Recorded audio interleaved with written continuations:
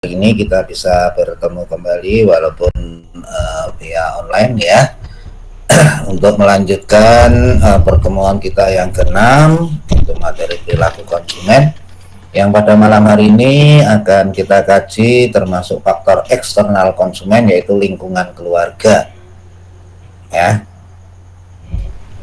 Bagaimana lingkungan keluarga ini mempengaruhi keputusan pembelian dan berimplikasi bagi pemasar dalam menentukan strategi pemasaran.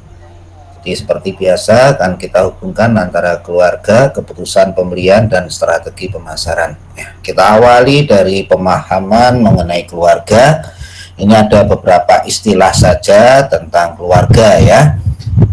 Yang dimaksud dengan keluarga atau family adalah kelompok yang terdiri dari 2 orang atau lebih yang berhubungan melalui darah, melalui perkawinan atau adopsi dan tinggal bersama.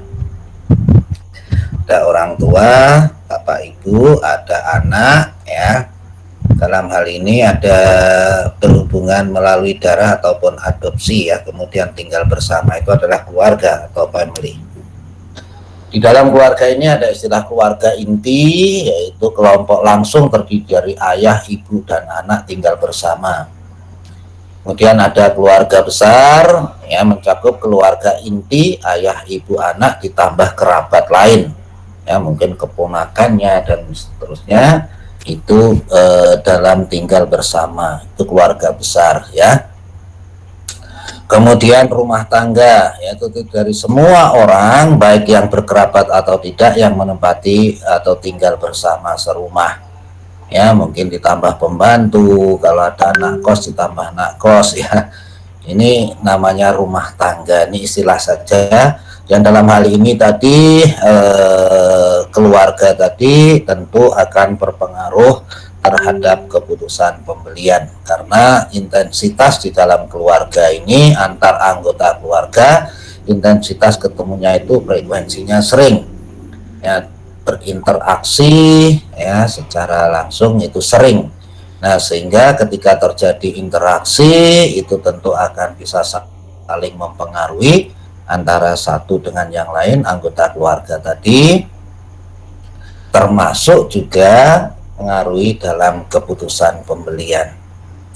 Itu adalah pemahaman mengenai keluarga ya. Nah, apa pentingnya keluarga ini di dalam studi perilaku konsumen? Ya, ternyata yang pertama, keluarga ini pemakai dan pembeli untuk banyak produk konsumen ya. Jadi produk konsumen adalah produk yang konsumennya itu adalah konsumen user ya, pemakai atau konsumen akhir, baik untuk dipakai sendiri maupun dipakai untuk keperluan keluarga itu ya. Jadi keluarga adalah pemakai dan pembeli untuk banyak produk konsumen ya. Coba kalau kita amati barang dan jasa yang dibeli oleh keluarga kita ya, mulai dari barang dan jasa yang ada di teras, bahkan di halaman ya, di halaman depan itu ya, kemudian juga produk dan jasa yang ada di ruang tamu, yang ada di ruang tengah, dan yang ada di belakang atau di dapur, kamar mandi dan seterusnya. Itu itemnya sangat banyak sekali. Itu adalah banyak barang produk konsumen ya.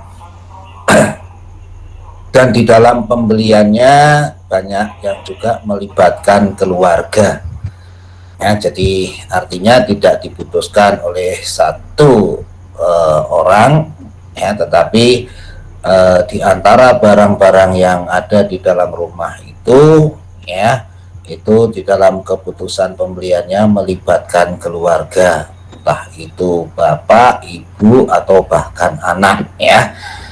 Nah, sehingga di dalam hal ini kajian mengenai keluarga ya di dalam perilaku konsumen itu menjadi hal yang penting ya, berkaitan dengan tadi banyaknya produk konsumen yang dibeli oleh keluarga ya, dan keputusan pembeliannya itu melibatkan keluarga.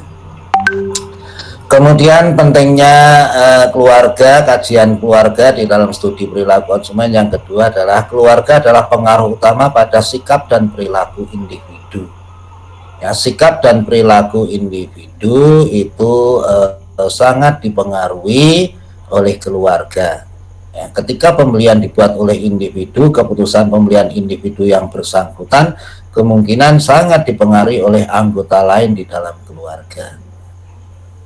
Ya, anak saja ini ada kakak, ada adik, ya, barang dan jasa yang dibeli oleh kakak, ya, ini mempengaruhi yang dibeli oleh adik, ya, adiknya minta yang dibelikan yang dibeli oleh kakaknya. Nah, ini artinya apa? Bahwa keputusan pembelian yang dilakukan oleh individu tadi sangat mungkin dipengaruhi oleh anggota lain di dalam keluarga, seperti kakak dan adik, anak dengan orang tua, ya.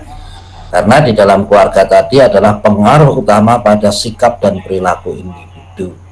Kenapa sebagai pengaruh utama? Karena di dalam keluarga, antar anggota keluarga di dalam sebuah keluarga tadi itu intensitas di dalam frekuensi ketemunya itu sangat tinggi, ya, sehingga sangat saling memberikan informasi dan juga saling mempengaruhi antara satu anggota keluarga dengan anggota keluarga yang lain di dalam sebuah keluarga tadi, ya, termasuk juga mempengaruhi di dalam keputusan pembelian barang maupun jasa. Nah, dari dua hal inilah menyebabkan studi tentang keluarga ini penting di dalam studi perilaku konsumen. Nah, sebagai gambaran di dalam keluarga, ya, ini jumlah penduduk per Juni 2021 itu 272 sekian juta, ya. Kemudian penduduk di atas 15 tahun yang bekerja itu 203 sekian juta. Menunjukkan apa? 203 sekian juta ini tentu punya potensi, punya daya beli, ya. Karena ini terkait dengan keluarga, maka sangat mungkin, ya, produk baik itu berupa barang dan jasa yang dibeli oleh sejumlah penduduk tadi, ya, yaitu 203 juta sekian. Ini menunjukkan bahwa potensi pasar untuk produk konsumen itu sangat tinggi, ya, sebagaimana tadi, ya, sehingga itu menjadi hal yang penting kaitannya dengan keluarga untuk dikaji di dalam perilaku. Kemudian ada beberapa ciri keluarga di kota-kota besar, ya, di Indonesia. Ini menurut Kasali, Bapak Kasali, Renal Kasali, ya. Renal Kasali ini melakukan sebuah survei. Ya, temuannya adalah yang pertama, istri bekerja, keluarga dengan penghasilan ganda. Ya, berarti suami istri, ya, ini dua-duanya bekerja. Ini temuan Kasali lewat risetnya di kota-kota besar sebagai ciri keluarga di kota-kota besar. Jadi setelah dilakukan penelitian di kota-kota besar, ya, mengenai ciri-ciri keluarga, ini ditemukan bahwa kebanyakan suami istri itu bekerja, sehingga keluarga penghasilannya itu ganda. Nah, sehingga orang Jawa mengatakan double gardan, ya, suaminya kerja, istrinya juga kerja. Nah, ini sehingga daya belinya akan semakin tinggi, gitu, ya. Kemudian ciri yang kedua, menunda usia perkawinan. Ya, di kota-kota besar cenderung ini penundaan terhadap usia perkawinan. Lain kalau di desa mungkin, ya. Nah, ini kalau di desa itu apalagi kalau punya anak putri begitu, ya. Nah, baru umur 20 tahun belum ada yang nyedai gitu aja sudah bingung kan, gitu, ya. Tapi di kota besar lain, ya, justru menunda usia perkawinan. Kemudian kalau sudah nikah, yang ketiga menunda kelahiran anak pertama. ya, menunda kelahiran anak pertama. Mungkin ini belum adanya kesiapan dengan kehadiran anak ya. Kemudian yang keempat, jumlah anak sedikit ya, cenderung jumlah anaknya sedikit. Kemudian yang kelima, mengapa cenderung anaknya sedikit? Karena ingin memberi kualitas pada anak-anaknya ya, kualitas kesehatannya, kualitas pendidikannya, dan seterusnya ya. Nah, sehingga kalau anak itu sedikit, misalnya 2 ya, atau paling banyak 3, ini di dalam merawatnya ya, atau dalam memberi kualitas baik kesehatannya maupun kualitas pendidikannya itu dirasa lebih enak gitu ya. Kemudian yang keenam, ada rasa bersalah di hati orang tua ketika meninggalkan anak-anaknya bekerja. Tadi karena suami istri bekerja, ada rasa bersalah di hati orang tuanya ketika meninggalkan anak-anaknya untuk bekerja ya, sehingga cenderung tadi anaknya sedikit ya, kemudian menunda kelahiran anak pertama ya, dan seterusnya tadi. Kemudian yang ketujuh, dari hasil penelitiannya adalah sebagian anak-anak dibesarkan oleh keluarga besar ya, dititipkan atau diasuh oleh neneknya ya, atau pembantunya atau babysitter. Ini adalah gambaran ciri-ciri keluarga di kota-kota besar yang sudah ditemukan oleh Rinal Kasali.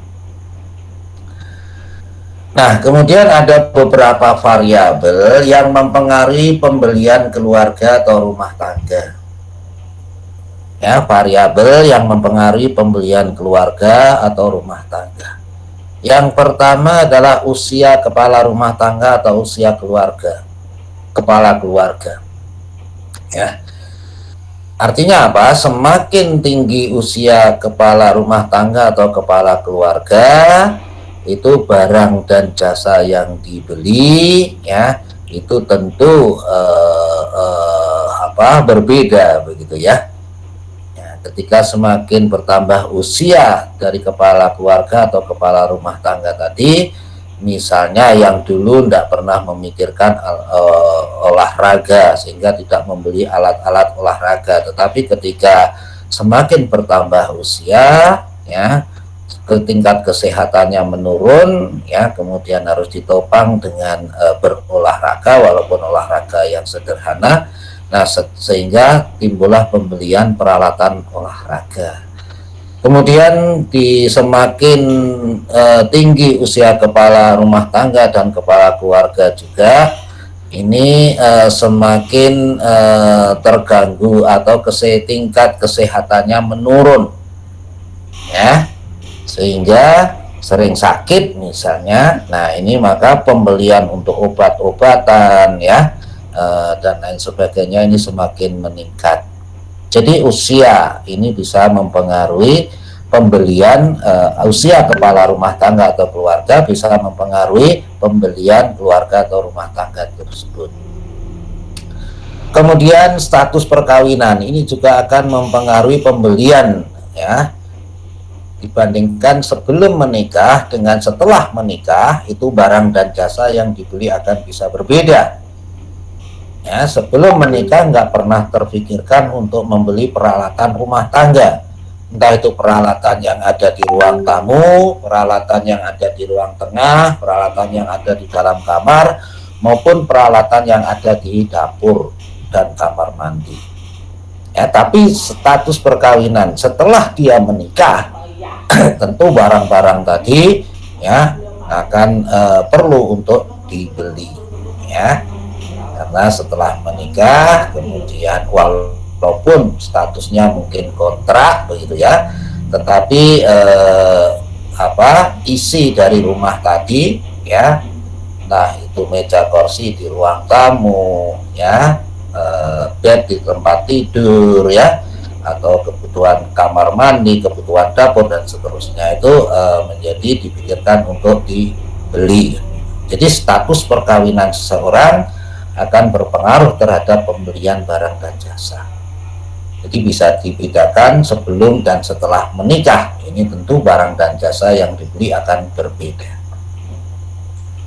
Kemudian yang ketiga, ya, setelah menikah hadir anaknya, ya, lahir anaknya. Nah, ini juga ketika kehadiran anak ini juga membutuhkan barang dan jasa yang harus dibeli terkait dengan kebutuhan si anak tadi. Ya, pakaian anak-anak, sabun anak-anak, pampers untuk anak-anak, dan seterusnya. Ya, banyak sekali barang dan jasa yang dibeli ketika kehadiran anak. Berarti kehadiran anak ini merupakan variabel yang juga mempengaruhi keputusan pembelian keluarga atau rumah tangga tadi. Kemudian yang keempat, status pekerjaan. Nah, ini ya, status pekerjaan juga akan bisa mempengaruhi pembelian barang dan jasa untuk kebutuhan keluarga tadi karena status pekerjaannya.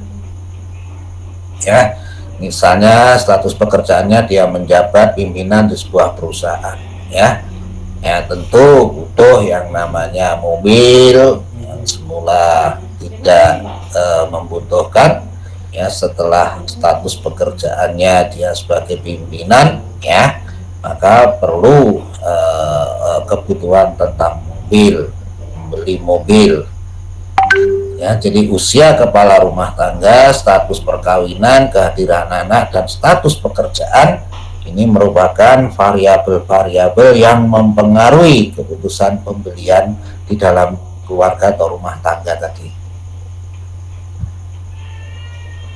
Kemudian yang berikutnya, bagaimana peranan individu dalam pembelian keluarga. Nah, ini kemarin sudah saya singgung, ada keputusan pembelian yang sifatnya individu, ada keputusan pembelian yang sifatnya grup atau kelompok. Nah, di dalam keluarga ini termasuk proses keputusan pembelian yang sifatnya keluarga, ya sifatnya kelompok, ya keluarga ini keputusan pembelian yang sifatnya kelompok.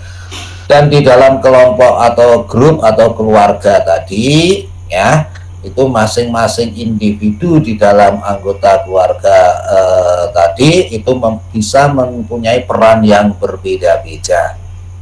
Ya, maka kemarin ada peran sebagai inisiatornya atau gatekeeper, pengumpul informasi, penjaga pintu, itu sebetulnya istilah yang sama dengan inisiator. Ya, siapa yang punya inisiatif untuk membeli produk atau barang tadi, ya. Nah, ini bisa diperankan oleh salah satu individu di dalam keluarga tadi. Bahkan bisa diperankan individu di luar anggota keluarga, ya, seperti pemberi pengaruh atau influencernya. Maka kemarin ketika kita bahas mengenai proses keputusan pembelian kelompok, ya punya balita yang sedang sakit, nah ini ya yang punya inisiatif untuk mengobatkan adalah ibu. Kemudian pemberi pengaruhnya itu dokter. Kemudian pemberi pengaruhnya itu adalah dokter, ya. Setelah sakit dibawa ke dokter, dokter menyarankan, ya ini nanti ini penyakit anak ibu itu ini jenisnya, kemudian nanti harus diobati, beli obat ini, ya itu yang beri pengaruh adalah dokter.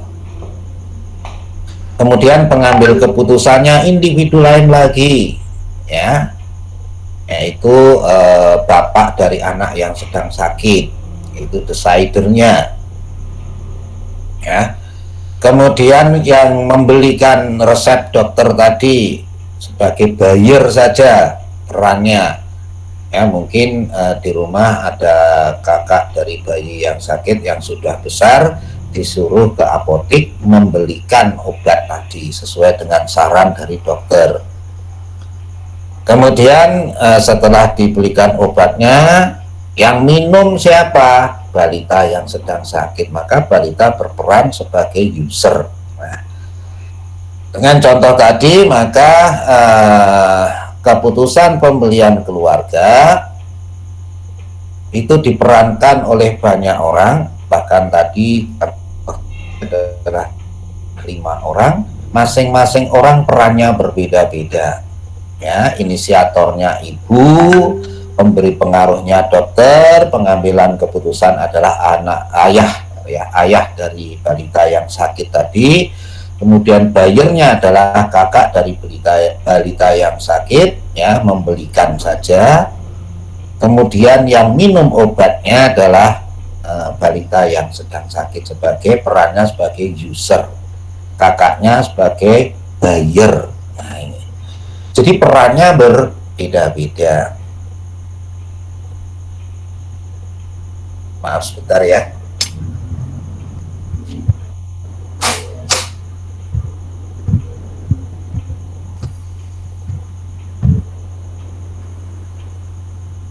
Ini kalau kita lihat peranan individu di dalam pembelian keluarga. Kemudian bagaimana peranan pasangan hidup di dalam keluarga? Ya, karena di dalam keluarga ini ada ayah, ada ibu, atau ada suami, ada istri, ya. Nah, bagaimana peran masing-masing antara suami dan istri ini? Ya, ini ada beberapa peran. Yang pertama adalah otonom. Ya, bila sama jumlah keputusan yang dibuat oleh masing-masing pasangan, tetapi masing-masing keputusan dibuat secara individual oleh masing-masing pasangan. Otonom pada suami, bisa juga otonom pada istri. Ya.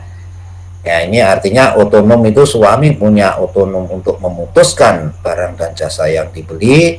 Di sisi lain istri juga punya otonom untuk memutuskan barang dan jasa yang dibeli. Ya, misalnya produk-produk nanti yang membutuhkan itu adalah suami, ya, maka cenderung suami otonom di dalam keputusan produk tadi. Ya, misalnya membeli pakaian, ya, pakaian dalam untuk suami misalnya. Nah, ini cenderung otonom pada suami di dalam pengambilan keputusan pembeliannya. Sementara produk-produk yang nanti misalnya produk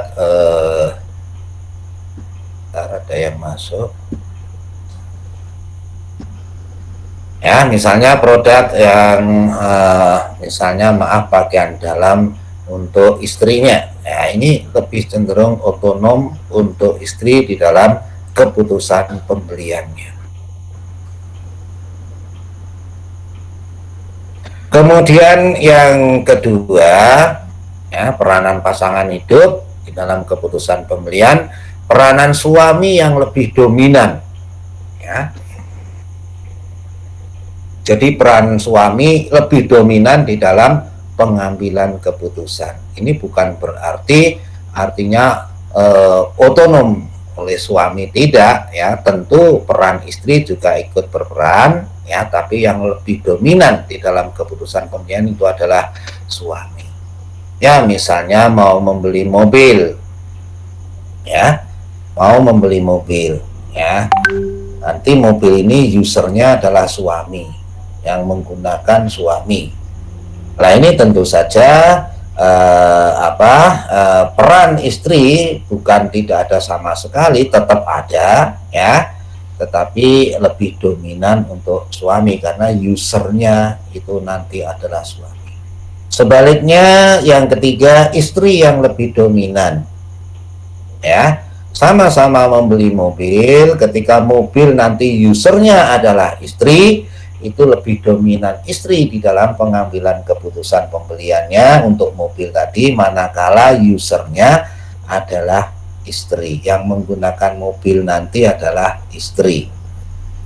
Ya, jadi ini suami yang dominan dan juga ada istri yang dominan. Kemudian yang keempat, sinkratis. Sinkratis itu bila kebanyakan keputusan dibuat bersama, ya, keputusan bersama antara suami maupun istri. Ya, misalnya membeli rumah. Nah, ini kan usernya juga suami dan istri, ya.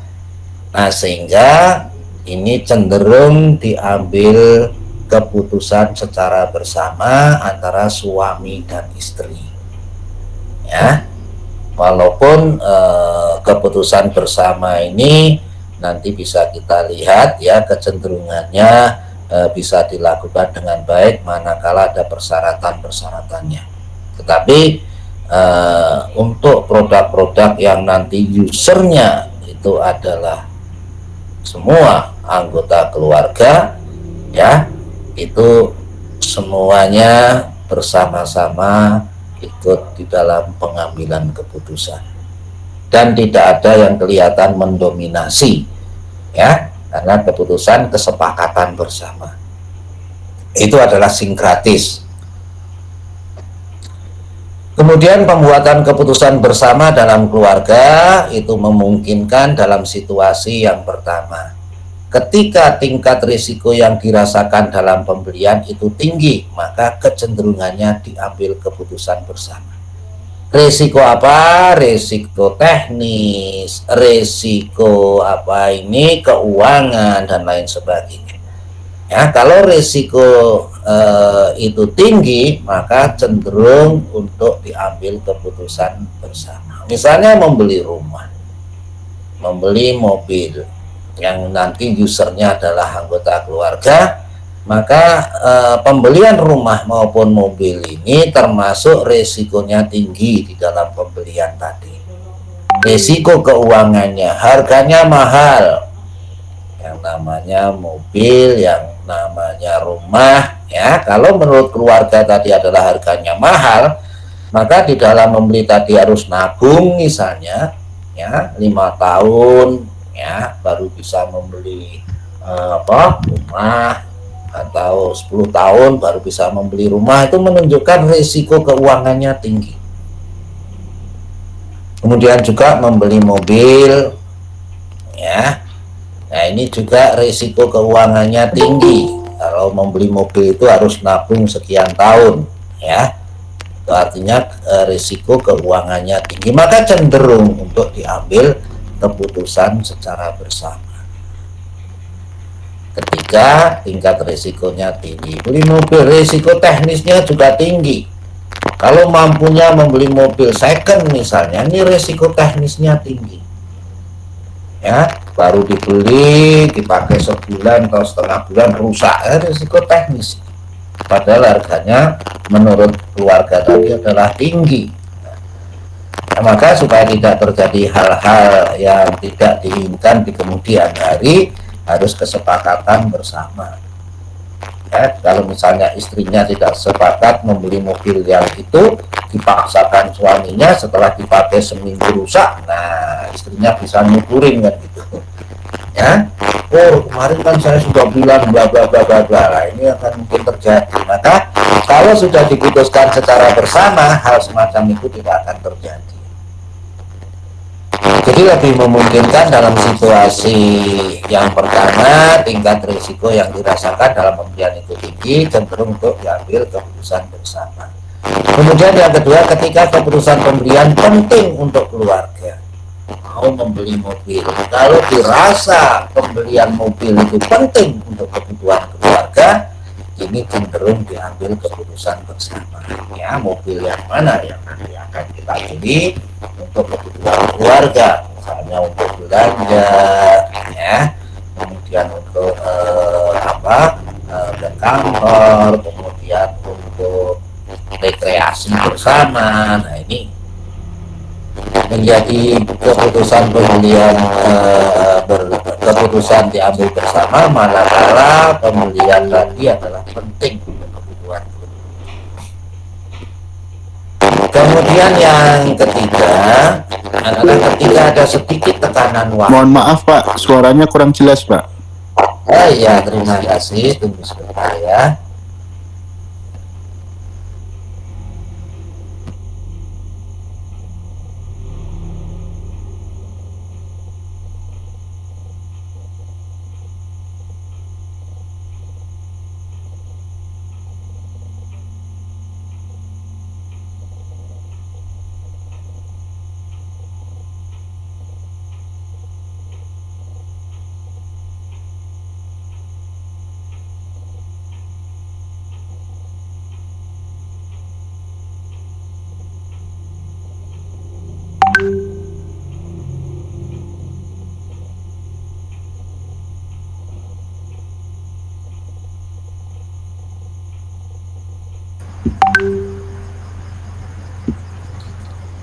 Oke, cek cek cek, mohon dikonfirm suara saya sudah jelas.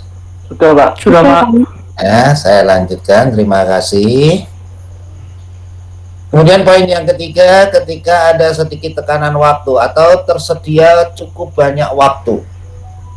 Mengapa ini menjadi persyaratan untuk keputusan diambil secara bersama? Kalau keputusan itu diambil secara bersama, ini membutuhkan waktu yang lumayan ya, banyak begitu ya, karena masing-masing anggota keluarga ya, terutama antara suami dan istri itu frekuensi ketemunya sering, kemudian mengkaji, membahas, mendiskusikan mengenai produk yang akan dibeli sampai keduanya itu sepakat gitu ya. Nah, maka ketika waktunya mendesak, nah ini sulit rasanya untuk diambil keputusan bersama. Misalnya ya, keluarga ini ngontrak rumah ya, masih tataran ngontrak begitu rumahnya ya, kemudian mungkin agak lupa ya, tinggal 3 hari kontrakannya ternyata habis, baru ingat ya, hanya 3 hari ya, 3 hari lagi sudah habis baru ingat. Nah, padahal untuk mencari kontrakan yang lain ya, ini tentu banyak pertimbangan, lokasinya ya, kemudian lokasi kaitannya dengan akses transportasi, lokasinya banjir atau tidak ya, lokasinya itu dekat dengan tempat pendidikan anak-anak dan seterusnya. Itu menjadi pertimbangan-pertimbangan yang penting, sehingga tidak mudah dalam waktu singkat mendapatkan kontrakan. Nah, kalau kepepet seperti ini akhirnya ya tidak perlu kita terus berdiskusi untuk mengambil keputusan secara bersama, tidak memungkinkan ya. Nah, sehingga mungkin keputusan diambil oleh suami saja. Nah, ini karena apa? Tidak ada waktu yang cukup untuk mendiskusikan tentang kontrakan tadi sampai kedua-duanya atau semuanya itu sepakat.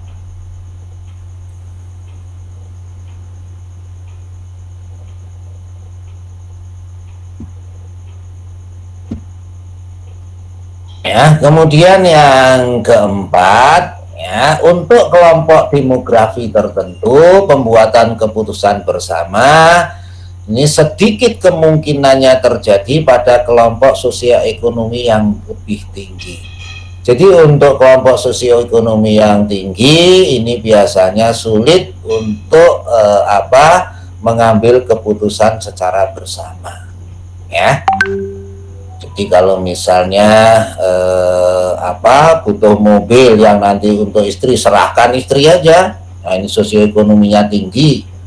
Ya udah suruh milih sendiri. Demikian juga anaknya minta mobilnya, sekarang milih sendiri, tidak perlu kesepakatan bersama. Mengapa? Karena di dalam sosioekonomi keluarga yang sosioekonominya tinggi ini frekuensi untuk ketemu semuanya itu sulit begitu ya, karena masing-masing ayahnya sibuk sendiri, ibunya sibuk sendiri, anaknya sibuk sendiri, sehingga untuk mempertemukan semuanya itu sulit. Padahal keputusan bersama ini harus ketemu semuanya, mendiskusikan barang yang akan dibeli ya. Nah, ini kalau kemungkinan untuk ketemu sulit ya, sedikit kemungkinan untuk bisa mengambil keputusan bersama ketika kelompok sosioekonomi itu tinggi. Kemudian yang berikutnya lebih mungkin terjadi ya untuk keluarga yang tidak mempunyai anak. Nah, ini jadi hanya suami istri, kemudian sosioekonominya itu tidak tinggi ya, mungkin middle gitu ya, setengahan, kemudian belum mempunyai anak atau tidak mempunyai anak, sehingga hanya perlu suami dan istri ketemu membahas mengenai produk yang akan dibeli sampai pada keputusan diambil bersama ya. Kemudian jika hanya satu orang tua yang bekerja karena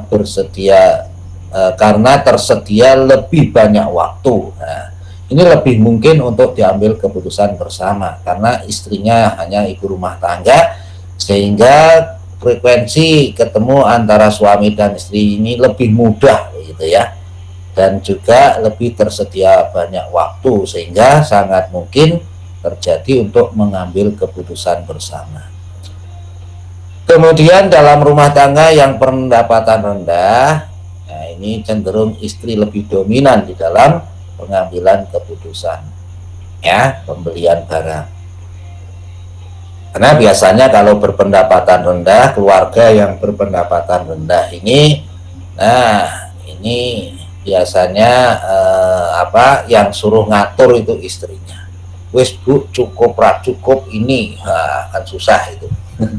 Sehingga ibunya atau istrinya ini harus memutar otak sedemikian rupa supaya cukup ya dengan gaji yang sudah diberikan kepada istri tadi. Maka cenderung istri lebih dominan. Kemudian untuk berpendapatan tinggi tadi, sosioekonomi yang tinggi tadi, itu cenderung suami lebih dominan, ya. Kemudian yang bisa terjadi keputusan bersama adalah yang berpendapatan menengah. Kemudian yang berikutnya untuk kelompok demografi yang keluarga muda, ya, ini memperlihatkan frekuensi yang lebih tinggi dalam pembuatan keputusan bersama. Jadi untuk keluarga-keluarga muda yang relatif baru nikah, misalnya belum ada anaknya, ini biasanya cenderung mengambil keputusan secara bersama tentang pembelian atau keputusan pembelian barang maupun jasa. Mau beli ini minta kesepakatan darinya, istrinya juga gitu minta itu, ya kesepakatan dengan suaminya. Itu pada keluarga muda, ya. Tapi mungkin berbeda dengan keluarga yang sudah tua. Ya, karena keluarga muda ini biasanya belum ketahuan karakter masing-masing, ya. Nah, kalau sudah berjalan waktu, ya, ini akhirnya tahu karakter masing-masing. Nah, ini mungkin akan berbeda situasinya. Kemudian yang berikutnya, pengaruh suami istri dalam pembuatan keputusan itu besarnya relatif, ya, pengaruh suami istri dalam pembuatan keputusan besarnya relatif, ya, tergantung apa? Yang pertama, tipe produk yang dipertimbangkan untuk dibeli. Nah, itu bisa mempengaruhi pengaruh dominasi antara suami istri di dalam pembuatan keputusan. Kemudian yang kedua, tahap dalam pembuatan keputusan, mulai dari pengenalan kebutuhan dan seterusnya, ya, itu juga bisa berbeda, ya, relatif pengaruhnya antara suami dan istri di dalam pengambilan keputusan. Kemudian sifat pengaruh pembelian dan karakteristik keluarga. Nah, ini akan kita coba jelaskan satu persatu, mulai dari tipe produk yang dipertimbangkan untuk dibeli. Kalau dilihat dari tipe produk yang dipertimbangkan untuk dibeli, pengaruh dominan suami istri dalam keputusan pembelian, yang pertama ini hasil penelitian menunjukkan suami cenderung mendominasi keputusan pembelian mobil. Ini hasil riset, ya. Jadi untuk keputusan pembelian mobil ini lebih didominasi oleh suami, cenderung oleh suami. Ya, ini bukan berarti istri tidak punya peran apa-apa, tetap punya, ya, peran, karena ini bukan otonom. Kalau otonom tidak ada peran yang lain, ya. Nah, karena ini bukan otonom, jadi istri sebetulnya juga punya peran di dalam keputusan pembelian mobil ini, tapi lebih didominasi oleh suami. Kemudian yang kedua, istri cenderung mendominasi keputusan pembelian makanan. Jadi berkaitan dengan keputusan pembelian makanan, produk toiletries, ya, sabun, odol, ya, dan seterusnya yang ada di kamar mandi, yang ada di toilet itu, ya. kemudian peralatan-peralatan kecil ya, pisau, dapur dan lain sebagainya, itu cenderung istri yang mendominasi. Ya, cenderung istri yang mendominasi kalau sudah dihadapkan oleh keputusan pembelian makanan, toiletries, peralatan kecil ya. Kemudian yang ketiga, suami istri cenderung mengambil keputusan bersama ya, seperti pembelian rumah ya, kemudian liburan ya, pas saat liburan kita mau berlibur kemana, nah ini keputusan cenderung bersama. Sampai kalau sudah ada anak, ini anak juga ikut di dalam pengambilan keputusan. Kemudian mebel atau meja kursi yang ada di ruang tamu, ruang tengah dan seterusnya ya, itu cenderung diambil keputusan bersama ya, antara suami dan istri. Jadi tidak ada yang kelihatan mendominasi untuk kebutuhan atau pembelian rumah ya. Jadi kalau pembelian rumah itu didominasi oleh suami, istri tidak banyak ikut campur ya. Nah, ini bisa terjadi hal-hal yang tidak diinginkan di belakangnya ya. Kalau sampai terjadi pembelian rumah ini didominasi oleh salah satu pihak antara suami dan istri. Ya, nanti di belakang ada saling menyalahkan dan seterusnya. Tapi kalau sudah kesepakatan bersama, keputusan bersama, ini lain ya, sudah saling menyadari manakala terjadi sesuatu di kemudian hari atas pembelian rumah tadi. Kemudian yang keempat, produk untuk suami cenderung mendominasi ya. Kalau usernya itu suami cenderung mendominasi. Seperti tadi, membeli mobil yang nanti yang menggunakan adalah suami, atau mobil untuk suami, ini yang lebih dominan di dalam keputusan pembelian adalah suami. Tetapi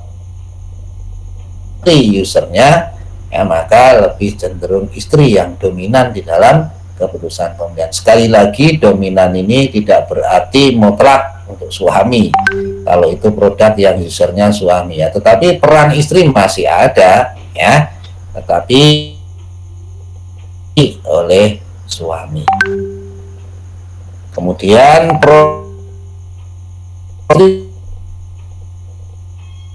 pengambilan keputusan ya, seperti tadi pembelian makanan, produk toiletries ya, ini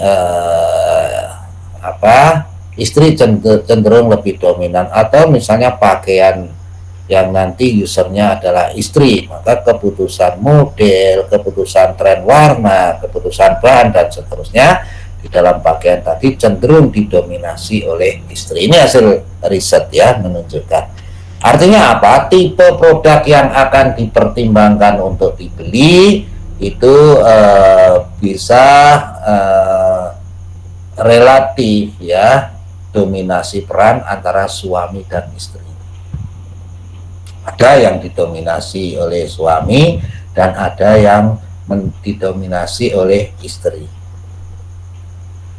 Kemudian yang kedua, dilihat dari tahap dalam pembuatan keputusan ya.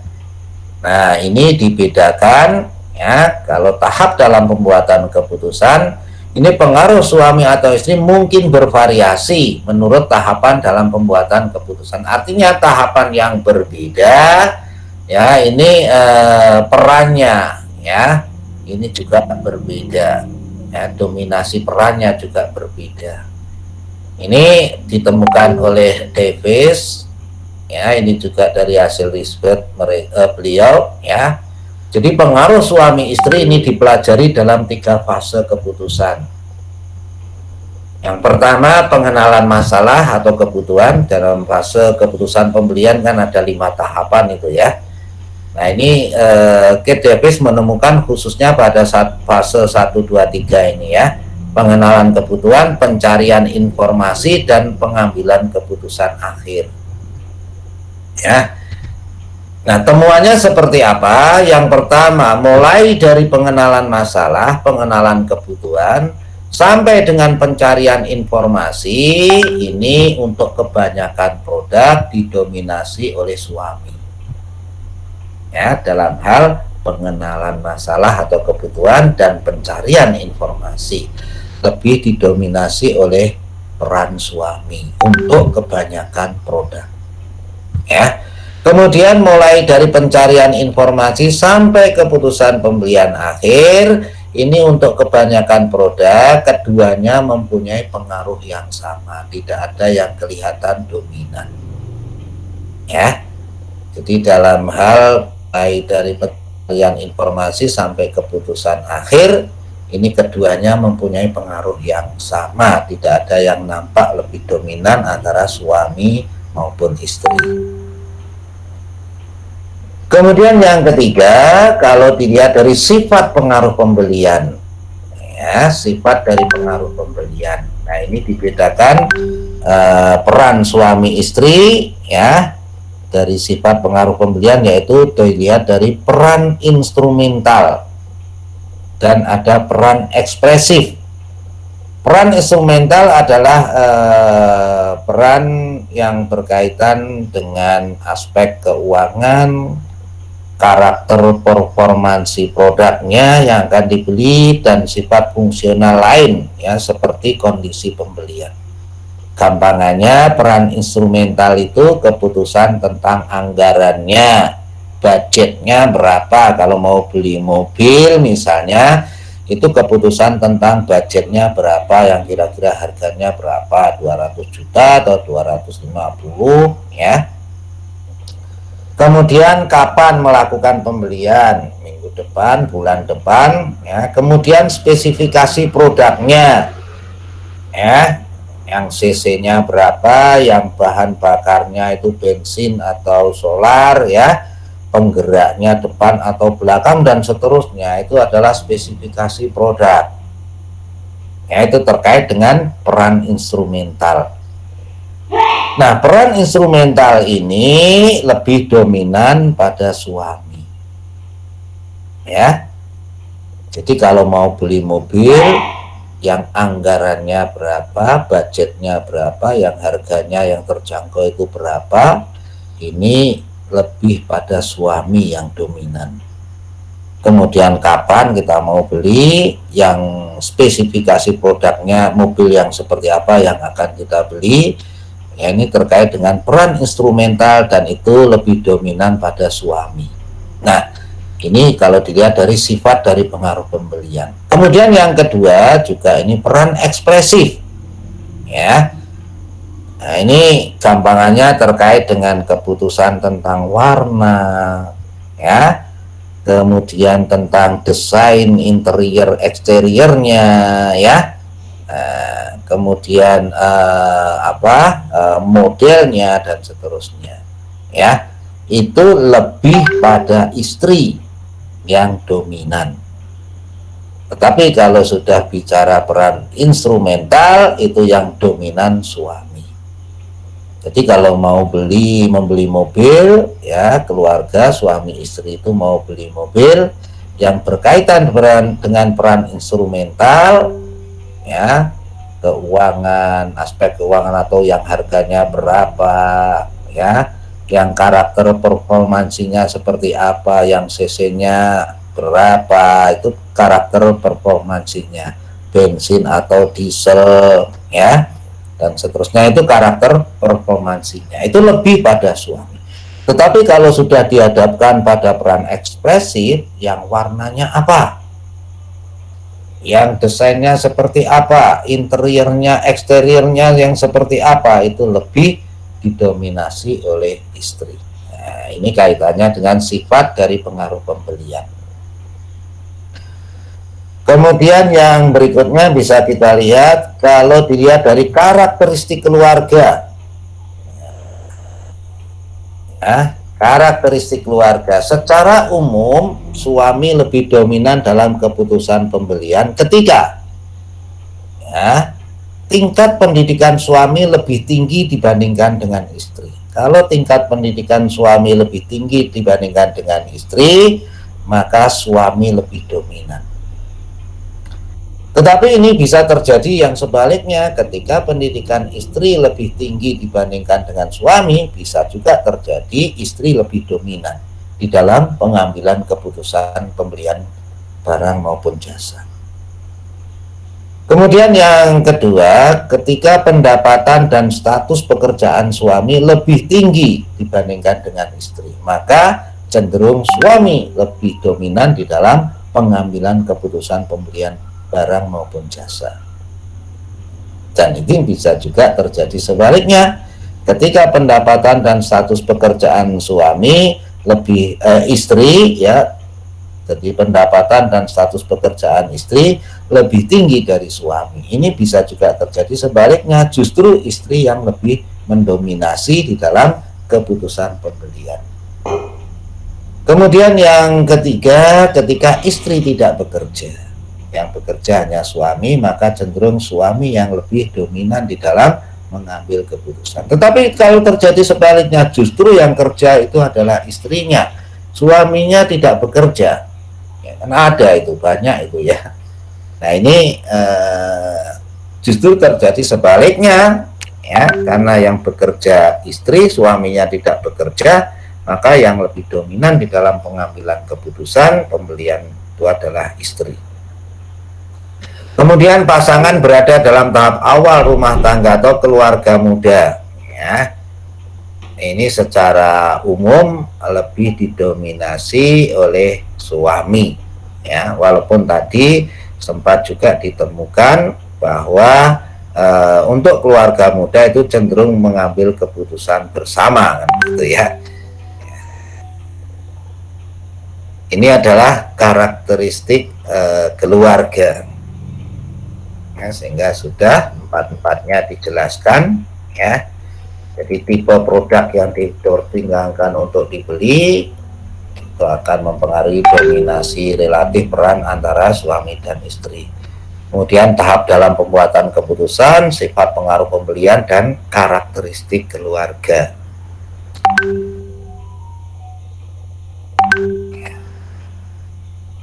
Nah, kemudian yang terakhir kaitannya dengan kajian keluarga ini, yaitu terkait dengan strategi pemasaran ya. Jadi kalau kita sudah mempelajari tadi, ada peran yang dominan suami, peran yang dominan istri, ada yang tidak ada yang dominan ya, atau diambil keputusan bersama dan lain sebagainya tadi ya, maka itu bisa bermanfaat bagi pemasar dalam menentukan strategi pemasarannya. Yang pertama kaitannya dengan strategi iklan ya. Ciri-ciri pembuatan keputusan keluarga mempengaruhi pesan iklan ya. Pembuatan keputusan keluarga akan mempengaruhi pesan iklan. Tadi kan ada yang dominan suami, ada yang dominan istri ya, ada yang tidak ada yang dominan sama sekali atau dibuat keputusan bersama. Itu tentu akan berpengaruh pada pesan iklan. Jadi pesan iklan yang bagaimana yang harus dilakukan oleh pemasar ya. Nah ini pesan iklan harus diarahkan untuk memenuhi siapa yang dominan dalam pembuatan keputusan. Jadi kalau pemasar itu terkait dengan produk yang dibuat itu adalah termasuk keputusan yang dominan pengambilan keputusannya adalah suami, maka ketika membuat iklan, inti pesan iklannya diarahkan pada suami ya. Tetapi kalau di dalam keluarga tadi pengambilan keputusannya itu untuk barang tertentu tadi adalah pada istri yang lebih dominan, maka ketika perusahaan akan membuat iklan, strateginya adalah pesan iklannya disampaikan pada istri ya. Tetapi kalau di dalam keluarga tadi untuk barang yang dibuat oleh perusahaan kok tidak ada yang menonjol dominasinya, baik suami atau istri, atau pendeknya adalah diambil keputusan bersama, maka pesan iklan itu tepatnya disampaikan dengan ke arah keluarga tadi, suami maupun istri. Ya. Kemudian yang kedua kaitannya dengan strategi pemilihan media. Ya, pemilihan media pun ini seharusnya diarahkan pada siapa yang lebih terlibat dalam pengambilan keputusan, siapa yang lebih dominan di dalam pengambilan keputusan. Ya, sehingga media itu akan disesuaikan ke arah siapa yang lebih dominan dalam pengambilan keputusan. Ya, kalau yang lebih dominan itu suami, mau iklan pilih media ya yang media biasa dibaca suami, media biasa yang dilihat oleh suami. Kalau medianya itu media apa ini, misalnya majalah, ya, ya ini pemilihan media majalah ini tepat manakala produk tadi dominasi perannya ada pada suami, kalau itu majalah yang nanti banyak dibaca oleh suami. Ya, tetapi kalau yang pengambilan keputusan lebih pada istri terkait dengan produk perusahaan tadi, mau memilih media ya media yang biasa dipakai atau dibaca atau dilihat oleh istri, ya. Ya, misalnya kalau majalah ya Femina misalnya. Ya, kalau produk dari perusahaan tersebut ya dominasi peran keputusan pembeliannya adalah pada istri, tepat pemilihan media yang dibaca oleh istri, misalnya Femina, majalah Femina dan lain sebagainya. Kemudian yang ketiga, pengembangan produk.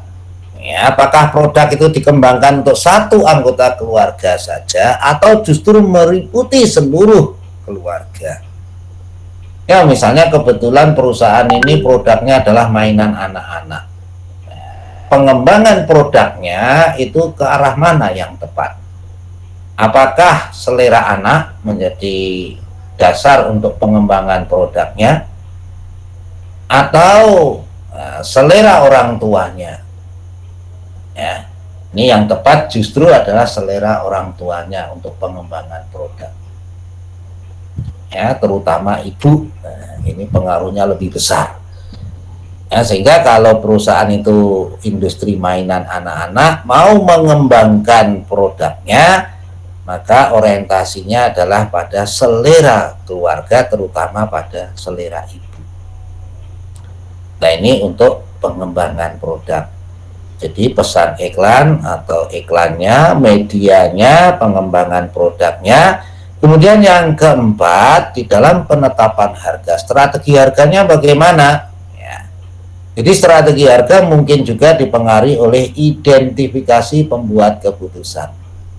Ya. Jadi siapa pengambil keputusan, siapa yang mendominasi terkait dengan pengambilan keputusan pembelian barang tadi. Nah, harga yang ditentukan untuk suatu produk harus memperhatikan tanggapan atau tanggapan pengambil keputusan atau tingkat sensitivitas pengambil keputusan. Kalau misalnya pengambil keputusan itu dominasi pada suami, ya, maka sejauh mana suami ini kaitannya dengan tingkat sensitivitasnya di dalam pengambilan keputusan. Artinya, ya, kalau pengambil keputusan itu adalah suami, apakah suami itu sensitif terhadap perubahan harga? Misalnya harga dinaikkan sedikit saja, apakah suami ini berpaling ke produk merek yang lain? Atau tidak sensitif? Ya, dinaikkan sedikit tidak ada pengaruhnya, ya, bagi keputusan pembelian yang didominasi oleh suami tadi. Ya, maka strateginya ya dinaikkan harganya saja. Ya. Karena apa? Tidak ada perubahan yang signifikan terhadap keputusan pembelian barang tadi. Ya, artinya masih banyak yang tetap membeli barang walaupun harganya dinaikkan. Nah, ini sensitivitasnya rendah. Kemudian yang kelima, dari distribusinya, strategi distribusinya. sifat-sifat pembuat keputusan keluarga mungkin juga ya ini mempengaruhi strategi distribusi. Misalnya, kalau keputusan pembelian barang tadi harus dibuat bersama antara suami dan istri, nah maka strategi distribusi dari toko tadi adalah memperpanjang jam bukanya. Ya, apalagi kalau suami istri itu sama-sama bekerja, gitu ya. Nah, sehingga apa butuh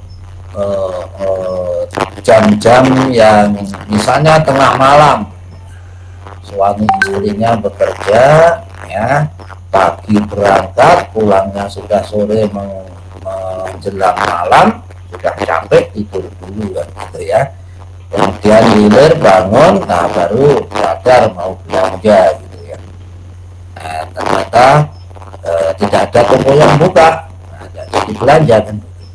Nah, nampaknya ini direspon oleh banyak minimarket yang sekarang bisa kita lihat ya. Indomaret, Alfamart ini banyak yang membuka 24 jam ya. 24 jam. Nah, ini untuk merespon atau mengakomodir ya kebutuhan suami istri ya dalam berbelanja ya, sehingga jamnya diperpanjang menjadi 24 jam. Nah, ini adalah pemahaman mengenai keluarga, khususnya pada dominasi peran di dalam pengambilan keputusan ya, itu berdampak pada penentuan strategi pemasaran baik dalam iklan, pemilihan media, pengembangan produk, penetapan harga, dan distribusinya. Nah, ini yang bisa saya sampaikan pada pertemuan dan malam hari ini. Oh ya, sebentar, besar suara saya.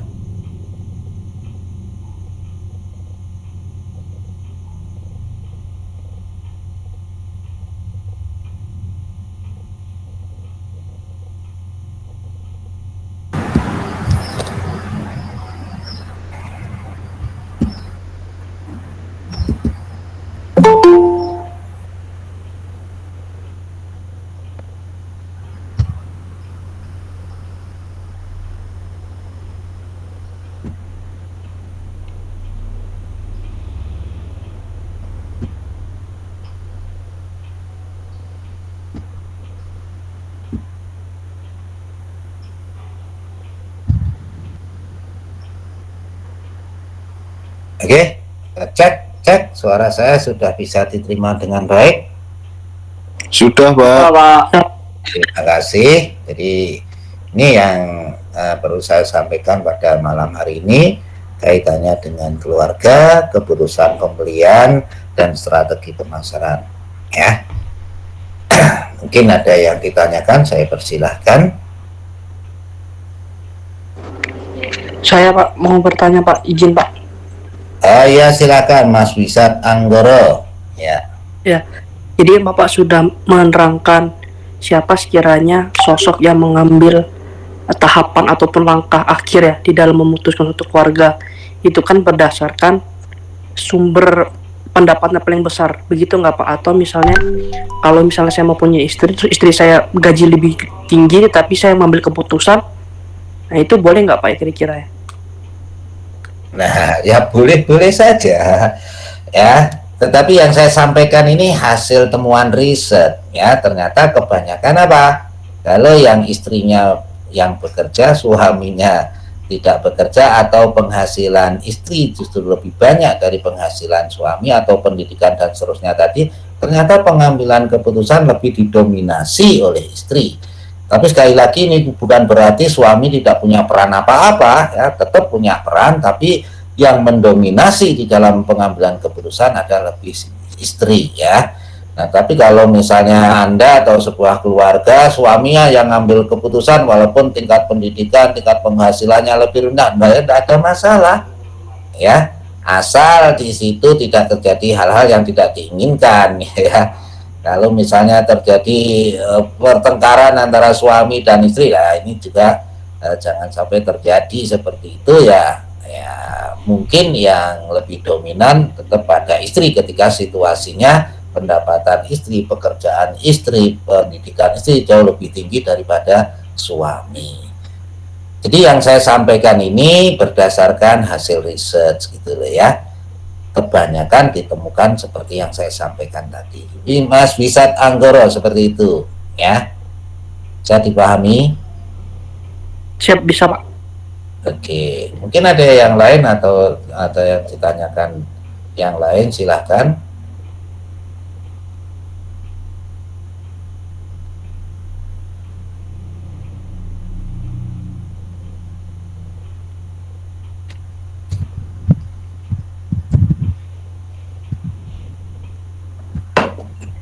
Baik, kalau tidak ada, ya waktunya sudah cukup ya.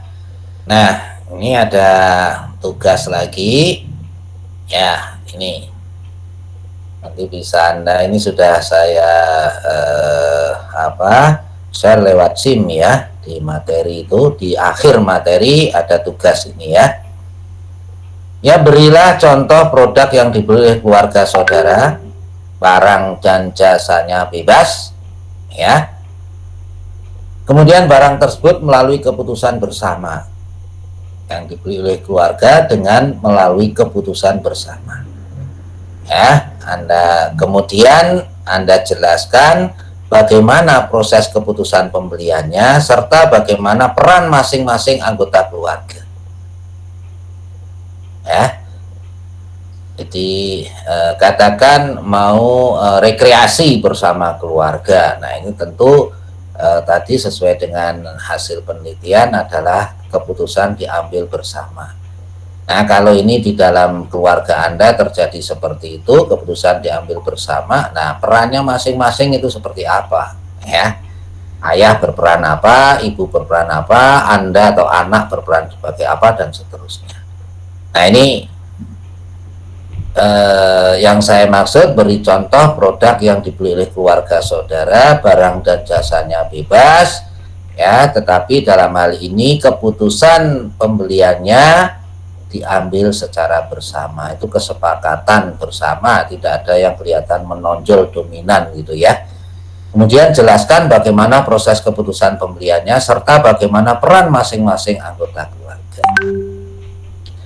Kemudian yang kedua, seandainya saudara produsen produk tersebut ya, strategi iklan apa yang Anda lakukan ya.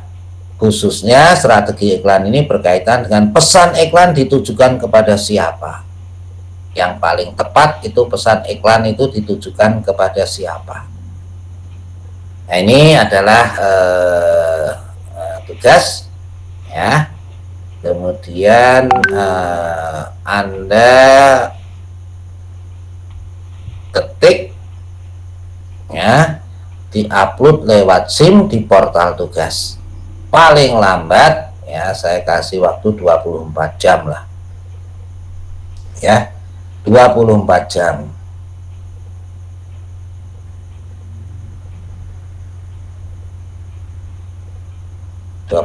jam itu sehari malam ya. Ya, 2 kali 24 jam lah, 2 kali 24 jam. Itu paling lambat Anda kumpul hari Jumat ya, jamnya adalah jam 8 malam deadline-nya. Sekali lagi, tugas ini Anda kerjakan titik, tapi jangan sekali-kali Anda copy paste dengan temenmu ya, nanti percuma, Anda nggak dapat, saya anggap tidak mengikuti atau tidak membuat tugas ya. Ya, jadi diupload lewat SIM, kemudian deadline-nya adalah hari Jumat jam 8 malam. Ya, lewat portal tugas di SIM. Itu. Mungkin ada pertanyaan barangkali terkait dengan tugas ini.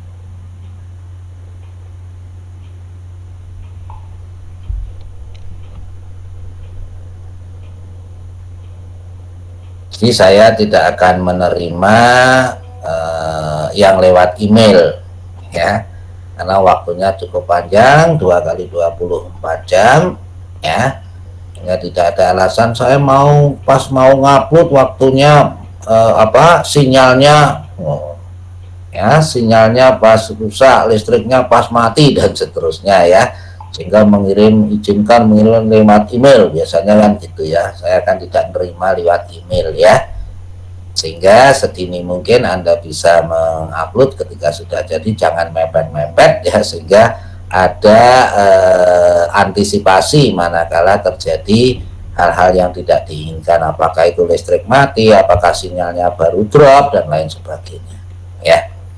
Itu ada pertanyaan sekali lagi belum saya Pak, akhiri. Izin bertanya, Pak. Oke, Mas Via Krisma ya. Kan kemarin kan waktu ngerjain tugas kan, waktu deadline kan itu belum ada di SIM. Nanti itu gimana, Pak? Yang kemarin kan saya mau ngumpulin tugas itu loh, Pak. Kan pas deadline jam 8 kan belum ada tempat upload di SIM itu loh, Pak. Ya, tapi kan terus kasih informasi lewat WA itu. Berarti misal nanti kalau terlambat saya WA jenengan gitu nggak, Pak? Kalau masih saya lagi kasih informasi di WA ya, itu ada deadline-nya dan saya undur itu waktunya. Coba dibaca itu di WA. Iya, Pak. Nah, kalau di luar deadline ya tetap nggak bisa ya. Jadi saya sudah informasikan karena saya lupa membuka portal tugas ya, sehingga konsekuensinya saya harus memperpanjang waktunya, dan sudah saya perpanjang itu, dan saya kasih deadline memang, tapi ada perpanjangan waktu dari deadline itu, sehingga sudah jelas semua. Artinya kalau di luar deadline yang sudah saya perpanjang itu ya tidak bisa masuk. Nah gitu ya Mas ya. Iya, Pak. Oke, ada lagi?